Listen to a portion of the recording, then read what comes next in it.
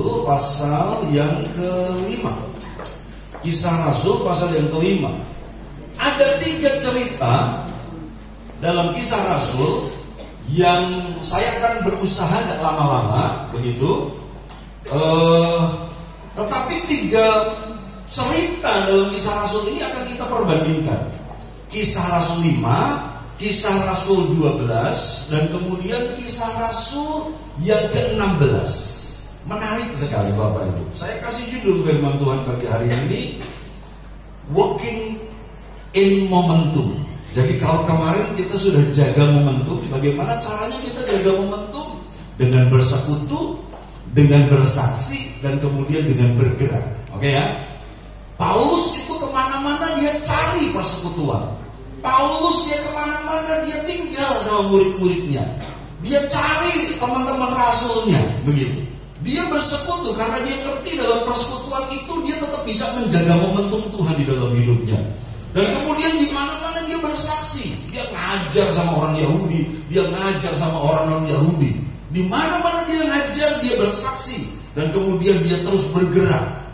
Ketika di Damsyik, saudaraku, terjadi sesuatu, dia lari ke Yerusalem. Ketika di Yerusalem dia juga terancam, dia lari ke Kaisarea dan kemudian ke Tarsus, terus bergerak. Katakan sama-sama, bersekutu, bersaksi, bergerak. 1, 2, 3, haleluya. Bersaksi, bergerak. Itu cara kita menjaga momentum. Nah sekarang bagaimana ketika momentum itu sudah ada dan kemudian kita harus terus berjalan dalam momentumnya Tuhan. Oke, Kisah Rasul pasal yang kelima ayat 17. Saya nggak pakai PowerPoint-nya. Kisah Rasul 5 ayat 17. Saya membacakannya. Rasul-rasul dilepaskan dari penjara. Akhirnya mulailah imam besar dan pengikut-pengikutnya, yaitu orang-orang dari mazhab Saduki, bertindak sebab mereka sangat iri hati. Jadi kadang-kadang gerakan massa itu terjadi, penentangan terhadap momentumnya Tuhan, momentum terhadap kegerakan Tuhan. Sangat mungkin itu disebabkan karena faktor iri hati. Oke? Yesus disalibkan karena ada iri hati dari pemimpin agama Yahudi. Karena Yesus lebih ngetop, Yesus lebih terkenal, Yesus lebih diminati, begitu. Mereka iri sehingga mereka menuduh Yesus. Jadi Bapak Ibu lihat imam besar, pengikut-pengikutnya, mereka iri hati terhadap kegerakan yang terjadi. 18. Mereka menangkap rasul-rasul itu, lalu memasukkan mereka ke dalam penjara kota. 19. Tetapi waktu malam, seorang malaikat Tuhan membuka pintu-pintu penjara itu dan membawa mereka keluar. Katanya, nanti kita lanjutkan. Bapak Ibu perhatikan kata membuka. Rasul-rasul coba dihentikan momentumnya Tuhan, coba dihentikan dengan penjara. Penjara itu ruangannya kecil, penjara itu ruangannya terbatas, dikurung, disekap supaya harapannya ajaran, kebenaran, penginjilan tidak bisa dilakukan. Mereka disekap, dikurung, mereka berpikir ini akan berhenti. Penginjilan, kegerakan, pertumbuhan, ledakan, pertobatan itu akan berhenti. Mereka di penjara, tetapi ternyata Tuhan kita nggak bisa di penjara. Katakan sama-sama, Tuhan nggak bisa di penjara. Katakan begitu, saudara ya. Kenapa? Karena Dia kirim malaikat dan kemudian Dia membuka pintu-pintu penjara itu, kemudian membawa rasul-rasulnya keluar. Menarik nih saudaraku. Lanjut, yuk. Ayat yang ke-20. Kata malaikat itu ya, pergilah, berdirilah di bait Allah dan beritakanlah seluruh firman hidup itu kepada orang banyak. Jadi ketika pintu terbuka, mereka dilepaskan dari penjara, malaikatnya ngomong, jangan ngumpet, kamu pergi keluar dari penjara, jangan ngumpet, jangan bobok di rumah, tapi kemana Bapak Ibu? Ke bait Allah. Ngapain? Bersaksi lagi, nginjil lagi, ngajar lagi. Kamu keluar dari sini, kamu berdiri di bait Allah dan beritakan seluruh firman hidup itu kepada orang banyak. Tuhan gak bisa dihentikan. Kalau Tuhan sudah kerjakan momentum, gak bisa dihentikan. Ya, ayat 21. Baca sama-sama. Nah, ini berhubungan dengan tema kita. Yuk, 21 kita baca sama-sama. 1, 2, 3. Mereka mentaati pesan itu, titik. Mereka mentaati pesan itu. Katakan sama-sama, aku mau jadi orang yang taat. 1, 2, 3, ya. Mereka tidak takut, Bapak Ibu. Mereka dilepaskan dari penjara, mereka tidak takut, mereka taat. Mereka mentaati pesan dari malaikat itu. Dan menjelang pagi, masuklah mereka ke dalam bait Allah. Karena ketika malaikat membuka pintu itu malam, ya. Menjelang pagi, mereka masuk ke dalam bait Allah, lalu mulai mengajar di situ. Sementara itu imam besar dan pengikut-pengikutnya menyuruh mahkamah agama berkumpul, yakni seluruh majelis tua-tua bangsa Israel, dan mereka menyuruh mengambil rasul-rasul itu dari penjara. 22. Tetapi ketika pejabat-pejabat datang ke penjara, mereka tidak menemukan rasul-rasul itu di situ. Mereka kembali dan memberitahukan, terus katanya, kami mendapati penjara terkunci dengan sangat rapinya, dan semua pengawal ada di tempatnya, dibuka pintu. Tetapi setelah kami membukanya, kami tidak seorang pun yang kami temukan di dalamnya. Bapak Ibu, tadi ayat 19 dikatakan malaikat buka pintu, ya kan? Rasul-rasul keluar, disuruh ke bait Allah. Tapi pagi-pagi ketika mahkamah agama memerintahkan untuk ambil rasul-rasul itu, kita akan adili, kita akan sidang. Bapak Ibu lihat di ayat 23, katanya kami mendapati penjara terkunci dengan sangat rapinya. Jadi pintunya tetap terkunci. Oke? Tetap dan semua pengawal ada di tempatnya, dibuka pintu. Tetapi setelah kami membukanya, tidak seorang pun yang kami temukan di dalamnya. Bapak Ibu, kesimpulannya, apa yang terbuka buat kita belum tentu terbuka buat orang lain. Apa yang terbuka buat anak-anak Tuhan belum tentu terbuka buat orang yang tidak percaya Tuhan. Yang setuju katakan amin, Bapak Ibu. Bapak Ibu, faktanya malaikat benar-benar buka, rasul-rasulnya keluar. Itu yang pertama. Yang kedua, ini membuktikan bahwa kita adalah manusia roh. Katakan sama-sama, aku manusia roh. 1, 2, 3. Manusia roh itu tidak dihalangi oleh kesulitan-kesulitan jasmani. Nah makanya Bapak Ibu, kalau pagi hari ini engkau melihat kesulitan di depan matamu, jasmanimu sedang terpenjara, jasmanimu sedang mengalami kesulitan, terbelenggu, terbatas, gak bisa ngapa-ngapain, ingat kita ini manusia roh. Tuhan membuka belenggu dan membiarkan rasul-rasul keluar, tapi ternyata faktanya secara fisik pintu tetap terkunci. Penjaga tetap berdiri di depan pintu yang terkunci itu. Lah artinya ketika rasul-rasul ini keluar kan melewati mereka. Bapak Ibu, buat Tuhan tidak sukar mengatasi persoalan-persoalan jasmani. Makanya Bapak Ibu, saya memahami begini loh. Ketika saya semakin berjalan dengan Tuhan, saya semakin menyadari bahwa uang itu benda fisik. Kita ngerti uang itu terbuat dari kertas, diraba, diterawang, dilihat, bisa. Itu benda materi, betul. Tapi di dalam Tuhan, uang itu hanya sekedar angka. Karena banyak kesaksian berkata, Bapak Ibu, kemarin hari Jumat, hari Selasa ya, kita pamirsaan di rumah Bu Felix, saudaraku. Pak Titus bersaksi, kami ini sekeluarga, karena saya sekolah di Bandung, sekeluarga tak bawa ke sana. Saya senang dengan bahasa ini. Kalau dihitung secara matematis, uangnya kurang. Karena biaya untuk kontrak banyak, biaya menghidupi istri dan 3 anak di Bandung harus sekolah, biayanya besar. Tapi kok ya cukup, gitu loh. Jadi Bapak Ibu, menurut kebenaran firman Tuhan, mari kita percaya bahwa uang itu di pandangan Tuhan itu sekedar angka.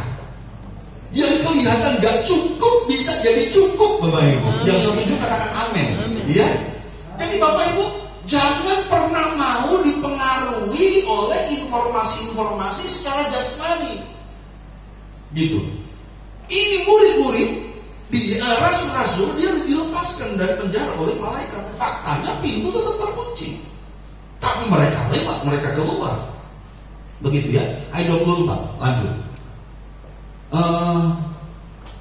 Ketika kepala pengawal bait Allah dan imam-imam kepala mendengar laporan itu, mereka cemas dan bertanya apa yang telah terjadi dengan rasul-rasul itu. Tetapi datanglah seorang mendapatkan mereka dengan kabar, lihat, orang-orang yang telah kamu masukkan ke dalam penjara ada di dalam bait Allah dan mereka mengajar orang banyak.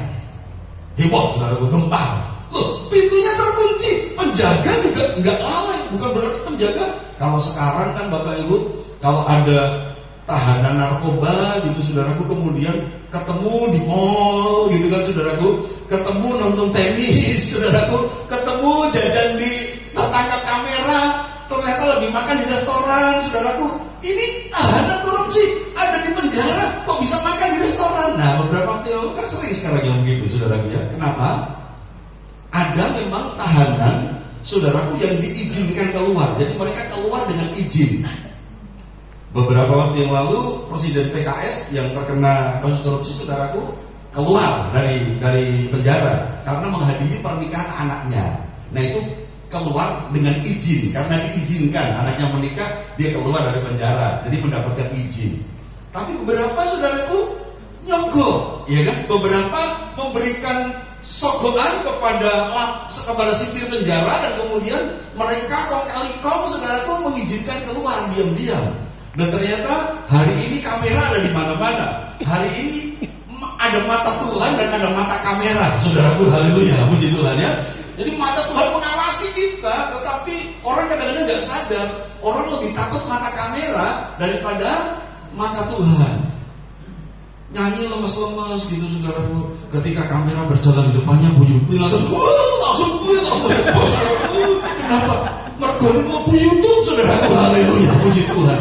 Dia nggak sadar sebelum kameranya bunyi nyuting saudaraku, ada mata Tuhan yang melihat kesungguhan hatimu beribadah. Ada orang yang tiba-tiba jadi sungguh-sungguh memuji Tuhan gara-gara di syuting saudaraku ya, haleluya, puji Tuhan. Bilang sama sebelah, sama Tuhan jangan action. Bilang begitu saudaraku ya, haleluya, puji Tuhan ya, haleluya, puji Tuhan. Ada lagi yang nangis, saudaraku, lagi nangis di syuting. Ketika di syuting, tahu di syuting lagi nangis, pura-pura jadi gak nangis saudaraku ya, haleluya, jadi kelihatan tegar saudaraku ya, haleluya. Aku gak mau kelihatan lemah.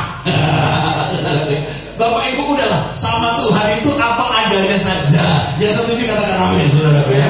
Jadi ada orang yang tiba-tiba pura-pura jadi sungguh-sungguh, nggak nangis, tiba-tiba jadi nangis, bahasa-bahasa itu kan, supaya kelihatan rohani, kelihatan ternyata dia dijaga Tuhan, dibasahi dengan semua cairan di dalam tubuhnya, gitu saudara ya. Dicoba membuat action begitu. Tapi ada lagi yang karena lagi heboh sama Tuhan, di syuting jadi malu, jadi nggak jadi heboh saudaraku. Udah sama Tuhan itu apa adanya saja, sebab Tuhan melihat keberadaan kita. Amin Bapak Ibu ya, gitu ya. Jadi Bapak Ibu, kalau hari ini ada tahanan yang keluar dari penjara, itu karena izin, karena diizinkan, atau karena sesuatu yang ilegal. Tetapi kita percaya ketika momentumnya Tuhan terjadi, maka tidak ada yang bisa membatasi kemuliaan Tuhan. Rasul-rasul dilepaskan dari dalam penjara. Mereka cari dalam penjara, tidak ada. Ternyata lagi khotbah di bait Allah. Bapak Ibu, mari berjalan dalam momentumnya Tuhan, sebab tidak ada yang mustahil bagi Tuhan. Haleluya, puji Tuhan. Itu cerita yang pertama Bapak Ibu. Sekarang mari kita maju dalam Kisah Rasul pasal yang ke-12. Oke. Kisah Rasul pasal yang ke-12. Apa yang terbuka buat kita bisa tertutup buat orang lain. Ya. Apa yang ketika Tuhan memberkati kita, itu bisa buat orang lain belum tentu itu jadi berkat. Oke, sekarang cerita yang lain. Ini tentang Petrus. Pasal 12 ayat yang ke-6. Nah ini saya singgung 2 minggu lalu di kebaktian sore. Di kebaktian pagi nggak dapat, tapi kebaktian sore dapat. Ya 2 minggu lalu. Kisah Rasul 12 ayat yang ke-6. Pada malam sebelum Herodes hendak menghadapkannya Petrus kepada orang banyak, Petrus tidur di antara 2 orang prajurit, terbelenggu dengan 2 rantai, Selain itu prajurit-prajurit pengawal sedang berkawal di muka pintu. Bapak Ibu, sekarang ini cerita Petrus di penjara lagi. Karena mujizat terjadi, orang-orang bertobat terima Yesus. Heboh Yerusalem, heboh mahkamah agama. Waduh, ini ajaran apa? Kok heboh sekali orang-orang begitu meresponi. Sekarang kita tangkap tokohnya. Petrus ditangkap. Bapak Ibu, Petrus dimasukkan ke dalam penjara oleh Herodes. Kalau tadi yang memasukkan itu mahkamah agama, itu organisasi agama Yahudi yang iri. Tapi sekarang ini Herodes, ini pemerintah. Herodes adalah wakil pemerintah. Jadi lihat, ketika Tuhan bekerja dengan momentumnya, tantangan bisa muncul dari organisasi keagamaan, tantangan bisa muncul dari pemerintah. Nah, di masa itu, di cerita ini Herodes yang memenjarakan Petrus. Karena sebagai penguasa wilayah, dia nggak mau ini ajaran baru, ajarannya Yesus itu membuat heboh, membuat ribut, membuat keributan-keributan, gesekan-gesekan dalam masyarakat. Sehingga sekarang Petrus di penjara. Nah, mungkin mereka belajar dari cerita yang pertama tadi. Di cerita yang pertama tidak disebutkan rasul-rasul itu tidur dengan penjaga. Hanya disebutkan di cerita yang pertama tadi ada pengawal yang berdiri di depan pintu. Sekarang ketika mereka tangkap Petrus, mereka lakukan hal yang sama. Ada pengawal di depan pintu, tapi tambah pengamanannya. Apa? Dikasih 2 orang untuk tidur di borgol sama-sama Petrus. Oke? Bapak Ibu lihat, ada tantangan yang semakin rumit. Ada penjagaan, ada masalah yang semakin sulit. Kalau kemarin dia lepas, sekarang kita taruh 2 penjaga, tidur di sebelah kanan, di sebelah kiri. Wah, saudaraku, rupanya kalau saksinya Tuhan, rupanya kalau duta kerajaan sorga, saudaraku, tidur pun dijaga. Wih, saudaraku, haleluya, puji Tuhan ya. Tidur pun dikawal, saudaraku, haleluya. Kalau pejabat-pejabat sekarang kan dikawal hanya kalau di jalan gitu kan, saudaraku, haleluya. Tapi rupanya ini dutanya kerajaan Allah, rasul, pengabar kebenaran, saudaraku. Tidur pun dijaga. Takut lepas, saudara ya. Oke, lihat, menarik sekali ya. Petrus tidur dengan 2 rantai, terbelenggu dengan 2 rantai di antara 2 prajurit. Ayat 7. Tiba-tiba berdirilah seorang malaikat Tuhan dekat Petrus, dan cahaya bersinar dalam ruang itu. Malaikat itu menepuk Petrus untuk membangunkannya, katanya, bangunlah segera. Maka gugurlah rantai itu dari tangan Petrus. Kembali terjadi, Tuhan membuka belenggu, tapi penjaganya tidak terbangun. Sekali lagi, katakan lagi, bilang sama sebelah, aku udah bilang kamu manusia roh. Bilang gitu, saudara, bilang. Haleluya, puji Tuhan. Kita ini manusia roh, saudaraku. Oke? Jadi fisiknya boleh terbelenggu, tapi Tuhan bisa lepaskan belenggu itu tanpa membangunkan si penjaganya. Ayat 8. Lalu kata malaikat itu kepadanya, ikatlah pinggangmu dan kenakanlah sepatumu. Bapak Ibu, nggak panik. Bapak Ibu kalau lagi ada persoalan, terkurung sama masalah persoalan, tiba-tiba ada celah sedikit kita keluar dari persoalan itu, apa yang kita lakukan? Dalam bahasa Ibrani, jerantal. Wih, ada peluang, langsung lari. Kegebikan saudaraku langsung memanfaatkan peluang itu dengan cepat. Tapi malaikat bilang, sabar, ikat pinggangmu, pakai sepatumu, santai bro. Malaikat bilang begitu, saudara ya. Walaupun ini situasinya sulit, ada peluang rantainya terlepas. Bapak Ibu coba perhatikan kalau polisi nangkep orang. Kenapa kadang-kadang beberapa orang harus ditembak kakinya? Sudah ditangkap, saudaraku, tiba-tiba polisinya lengah sedikit, apa yang terjadi? Lari, saudaraku, menyelamatkan diri, dan kemudian dikejar polisi, ditembak. Kadang-kadang nembaknya setelah didapat, saudaraku. Nah begitu, saudaraku ya. Itu kabarnya begitu. Jadi bukan ditembak supaya jatuh. Kadang-kadang mereka tuh jengkel, saudaraku, kurang ajar. Terus dibuat tetap melayu setelah ditangkap baru der. Nah gitu, saudaraku ya. Nanti di media, saudaraku, karena melarikan diri. Ya terjadi begitu, saudaraku. Oke. Jadi ketika ada peluang melepaskan diri, para tahanan itu langsung pakai kesempatan lari. Petrus ini lagi tidur enak-enak. Malaikat bilang, bangun bro, haleluya. Dia lihat, bebas. Dia langsung lari, sudah mendadak. Sabar bro. Burung ikat pinggang. Kenapa ikat pinggang? Karena orang dulu, saudaraku, tidak pakai jeans.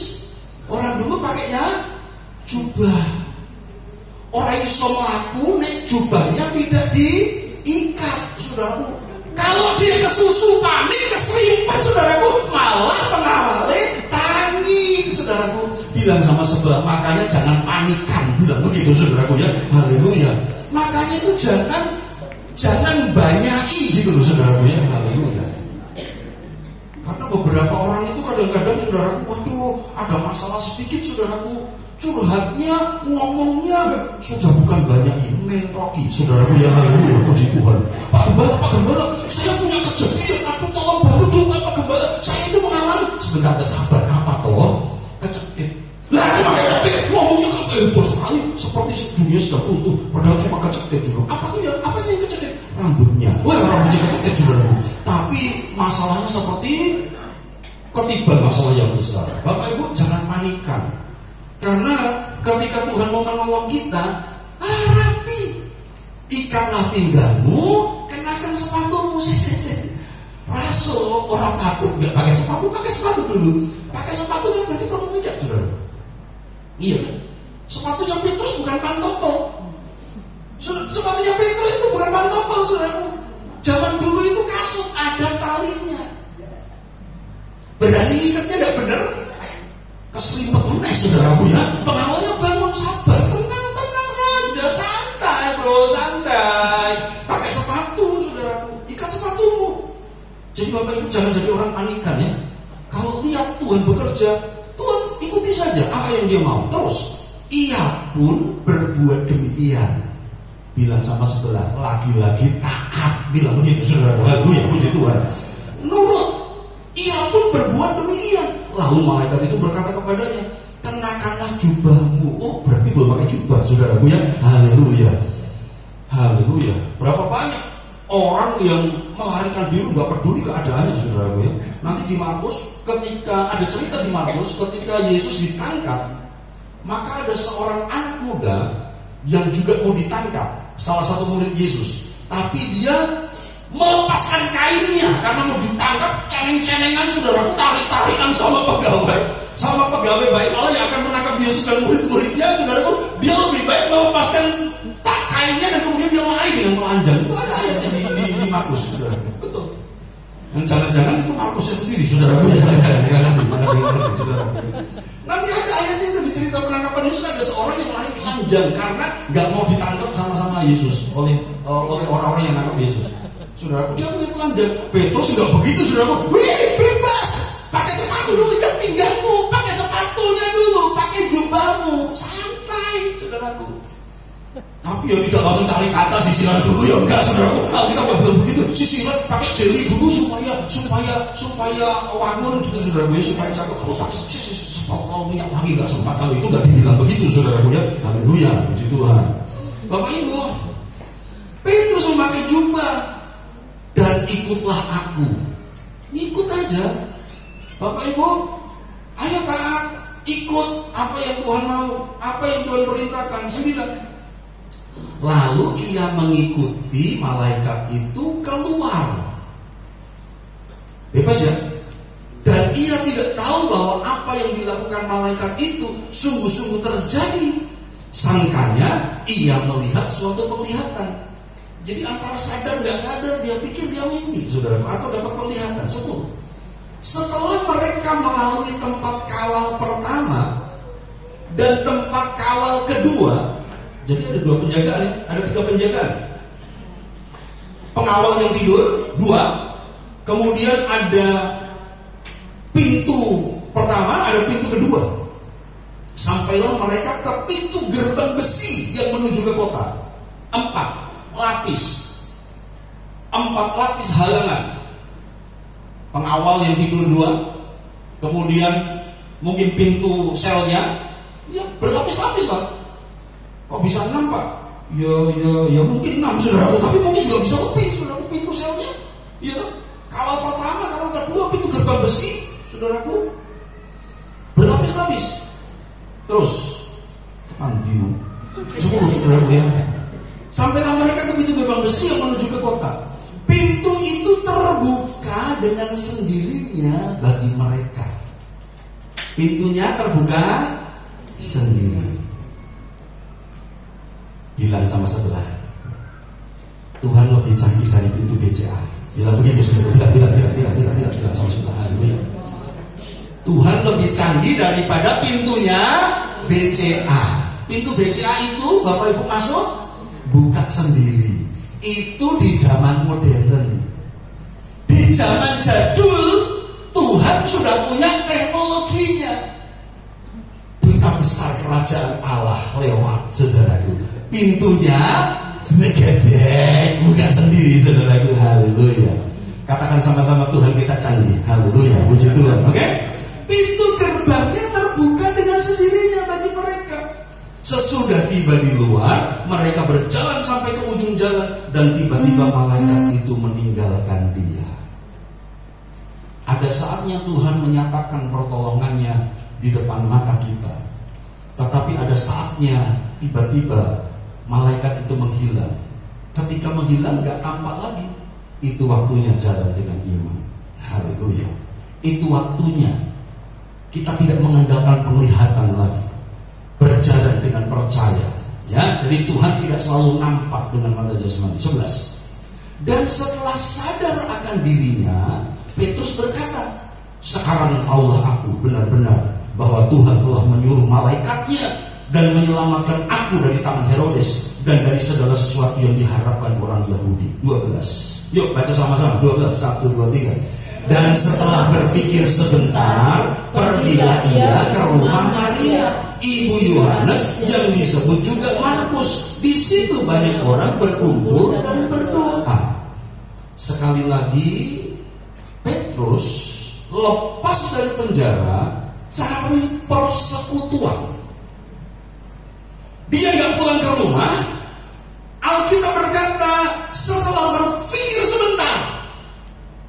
Artinya dia sempat nimbang-nimbang ketika dia keluar sadar, oh ternyata benar ini aku bukan dapat penglihatan, ini bukan mimpi, ini benar aku udah di luar penjara. Dia selalu mikir mau kemana ya. Dia berpikir sebentar, mau kemana ya. Dan faktanya Bapak Ibu, manusia selalu dikendalikan oleh alam bawah sadar. Bapak Ibu kalau dari Pakelan, oke, sampai di Tanjung, Bapak Ibu mau pulang ke Kalinegoro, apa yang Bapak Ibu lakukan? Sudah lampu hijau gitu, Bapak Ibu bablas tempuran atau belok? Apakah kira-kira ketika Bapak Ibu belok itu, Bapak Ibu sampai di Pakelan, aku nanti belok kiri apa terus ya? Aku nanti sampai di Tanjung itu mau belok kiri apa terus ya? Aku kok Bapak Ibu gitu? Atau dicatat dari rumah saudaraku, nanti dari awal-awal sudah dicatat dari Tanjung belok kiri, nanti Punduan belok kiri lagi, nanti pabrik tahu itu belok kanan. Gitu Bapak Ibu ngapalin alamat. Kenapa kadang-kadang itu otomatis? Kita nggak berpikir lagi, nggak menghafal apa. Kenapa? Karena itu sudah terbiasa. Dan kebiasaan itu masuk ke yang namanya alam bawah sadar. Dan manusia selalu dikendalikan oleh alam bawah sadarnya. Dan sebuah informasi yang mengendalikan di alam bawah sadar itu terjadi sesuai dengan kebiasaan. Bapak Ibu, kenapa sekarang saya kalau apa saudaraku, kalau minggu itu selalu bangun jam 3? Karena sudah terbiasa alam bawah sadar. Gitu ya. Jadi kita ini dikendalikan oleh alam bawah sadar tanpa kita sadar. Makanya kebiasaan yang berulang akan ditawan, itu akan masuk alam bawah sadar. Kenapa sekarang Bapak Ibu kalau mau pergi selalu sikat gigi? Bilang sama sebelah, kamu sudah sikat gigi belum? Tanya, saudara, tanya. Jangan-jangan ada yang lupa. Haleluya, puji Tuhan. Kenapa? Kebiasaan. Ya. Apakah kebiasaan itu muncul secara tiba-tiba? Tidak. Ketika kita kecil harus dipaksa. Wes sikatan burung, lali, harus singer, lali, harus sikatan. Para penerima tamu harus sikatan, saudaraku ternyata. Haleluya. Bapak Ibu, ketika kecil seorang anak nggak ngerti sikat gigi, harus dibiasakan berulang jadi kebiasaan, dan kemudian itu masuk memori bawah sadar dan secara otomatis itu mengendalikan seseorang. Makanya pelajaran firman Tuhan, Alkitab berkata, ajarkan berulang-ulang. Nah ini kan khotbah sudah 2 minggu lalu, berulang-ulang supaya masuk alam bawah sadar. Oke? Jadi kenapa Bapak Ibu hari ini ibadah? Oh, alam bawah sadar memimpin minggu pagi ibadah. Kenapa? Udah biasa. Nah makanya kita perlu berdoa supaya alam bawah sadar teman-teman kita ini juga menjadi dipenuhi dengan hal-hal yang positif, sehingga kita dipimpin kepada hal yang positif. Nah, ayat ini berkata, ayat 12, setelah berpikir sebentar, Petrus bukan ke rumah, bukan lari, bukan makan-makan, tetapi dia pergi ke rumah Maria, karena dia tahu di sana banyak orang berdoa. Dan di ayat sebelumnya, nanti Bapak Ibu boleh catat ya, itu ayat yang kelima, pasal 12 ayat yang kelima. Itu sebelum malaikat membebaskan dia tadi, ayat 5, Bapak Ibu coba lihat. Demikianlah Petrus ditahan di dalam penjara, tetapi jemaat dengan tekun mendoakannya kepada Allah. Petrus di penjara, tapi jemaat dengan tekun mendoakannya. Dan karena doa jemaat, Tuhan kirim malaikat. Bilang sama sebelah, doa bersama itu dahsyat. Bilang begitu, saudara. Haleluya. Doa sendiri saja dahsyat, apalagi doa bersama. Apalagi ibadah bersama, dahsyat. Petrus di penjara didoakan, Tuhan kirim malaikat. 2 peristiwa yang berbeda, bukan? Apakah jemaat yang berdoa tahu kalau Tuhan kirim malaikat? Bisa tahu, bisa enggak. Tapi ada 2 peristiwa, 2 momen yang terjadi di 2 tempat yang berbeda, tetapi itu dikerjakan oleh Tuhan. Dan kita nggak pernah tahu ketika kita berdoa lah, setiap habis kebaktian pasti doa untuk bangsa dan negara. Nyatanya juga bangsa tetap begini, ribut terus.